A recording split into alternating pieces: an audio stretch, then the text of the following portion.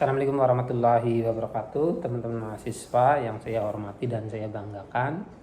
Kali ini saya akan bahas mengenai materi manajemen perubahan, yaitu review materi manajemen perubahan, persiapan untuk UAS ya.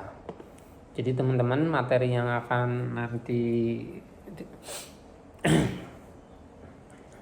sebagai bahan ujian akhir semester adalah bab 6 sampai dengan bab 11 ya teman-teman ya. Jadi perlu diperhatikan.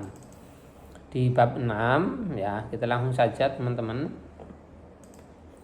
Yaitu bab implementasi dalam perubahan ya. Implementasi dalam perubahan ya, bab 6. Itu silahkan kalian di bab ini pelajari beberapa langkah ya, contohnya langkah-langkah, misalnya langkah-langkah yang dapat dilakukan untuk memperbaiki keberhasilan ya. Itu menurut dari hasil studi Harvard seperti apa, kemudian faktor determinan ya. Silahkan kalian pelajari juga di bab 6 faktor determinan yang mengakibatkan eskalasi komitmen itu seperti apa begitu ya. Itu di bab 6 ya. Kemudian teman-teman di bab 7 nah, kemarin kita mempelajari mengenai masalah dan kebutuhan yang diperlukan untuk berubah ya. Masalah dan kebutuhan yang diperlukan untuk berubah. Di bab 7 kalian konsentrasi penyebab terjadinya penolakan individual ya. Dalam perubahan itu ada berapa, silakan dipahami, dipelajari, dan juga pelajari juga di bab 7 ada sumber penolakan organisasi itu seperti apa ya, ada beberapa jenis dan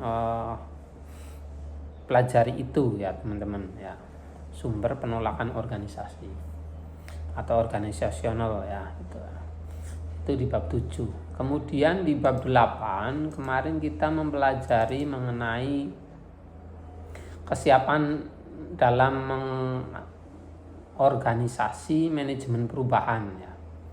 Bab 8 yaitu kesiapan dalam mengorganisasi manajemen perubahan. Silahkan di bab 8 kalian pelajari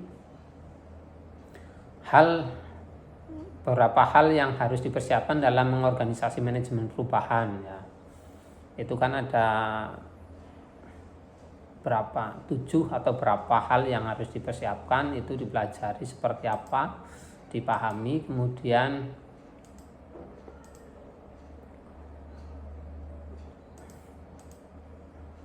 ya di bab 8 ya itu, dan 7 hal yang harus dipersiapkan dalam mengorganisasi perubahan manajemen itu seperti apa, dijelaskan ya, dipelajari gitu ya. Itu seperti itu ya teman, itu di bab 8. Sebentar.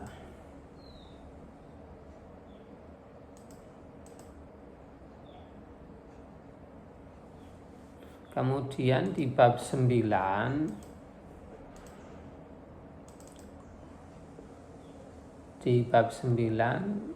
kemarin kita mempelajari tentang memilih kompetensi yang harus dikuasai manajer untuk menghadapi perubahan.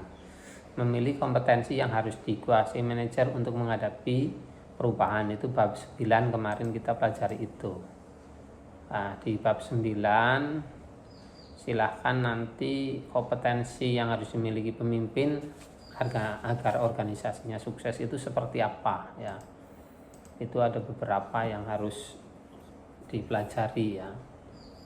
Saya ulangi, di bab 9 tadi ya, kalian pelajari ada berapa, 10 kompetensi yang harus dimiliki oleh pemimpin agar organisasi sukses itu seperti apa saja dipelajari. Kemudian pelajari juga 7 hal yang harus dimiliki oleh seorang manajer yang baik untuk mengelola stafnya itu seperti apa, itu juga dipelajari ya teman-teman.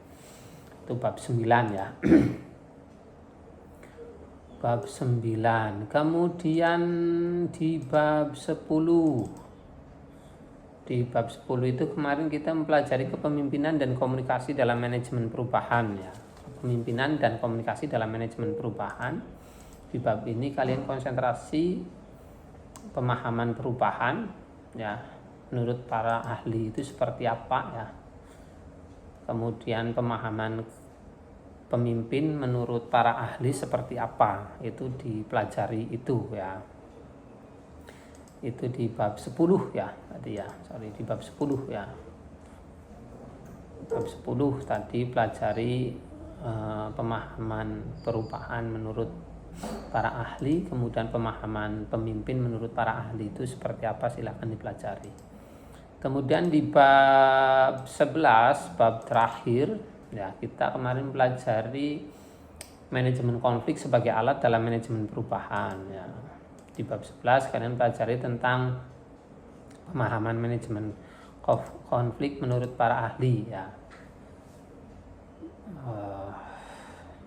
Kemudian pelajari juga langkah manajemen konflik yang bersifat mendasar ya menurut para ahli ya. Kan ada contoh, ada 5 langkah manajemen konflik yang bersifat mendasar menurut Stephen ya, atau Stephenin, itu seperti apa, itu dipelajari begitu ya teman-teman. Itu ya, kalian konsentrasi di materi tadi bab 6 sampai bab 11, kemudian di masing-masing bab silakan pelajari apa yang tadi saya sampaikan ya. Konsentrasi di hal yang saya sebutkan saja begitu ya teman-teman. Semoga nanti UASnya bisa berjalan dengan lancar, hasilnya juga bagus sesuai dengan yang kalian harapkan ya. Terima kasih ya teman-teman. Saya akhiri ya, jangan lupa belajar yang rajin. Assalamualaikum warahmatullahi wabarakatuh.